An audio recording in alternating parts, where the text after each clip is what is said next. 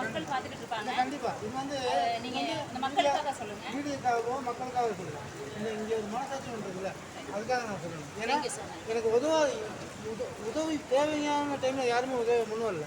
ஆனால் எப்படி இக்கட்டான நிலைமை எப்படி திறனையெல்லாம் கண்டுட்டு நீ போ நீ சாதிப்ப அப்படின்னு என்னை அனுப்பி வச்சேன்.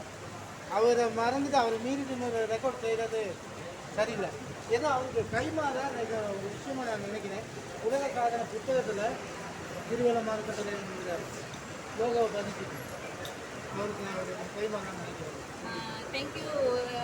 ரொம்ப நன்றி. எமது மலையகம் மண்ணின் மைந்தனுக்கு நன்றி. என்னென்னா கிரிவலம் அண்ணா அவங்களுக்கு மறுபடியும் ஒரு நன்றியை நாங்கள் தெரிவித்துக்கொள்கிறோம். என்னென்னா உண்மையிலேயே சொன்னால் அதுக்கு ஒரு உதாரணம் சொல்லணும். மலையகத்தில் இன்றைக்கி எத்தனையோ பேர் சோறுக்காக ஒரு வேளை சோத்துக்காக காத்துக்கிட்டு இருக்கோம். எங்களோட கிரிவலம் அண்ணா வந்து அந்த சோறை போடுவான்னு நான் காத்துக்கிட்டு இருக்கோம். அதுக்காக வெயிட் பண்ணிக்கிட்டே இருக்கோம். கட்டாயம் மலையகத்துக்கு வாங்க கிரிவலம் அண்ணா.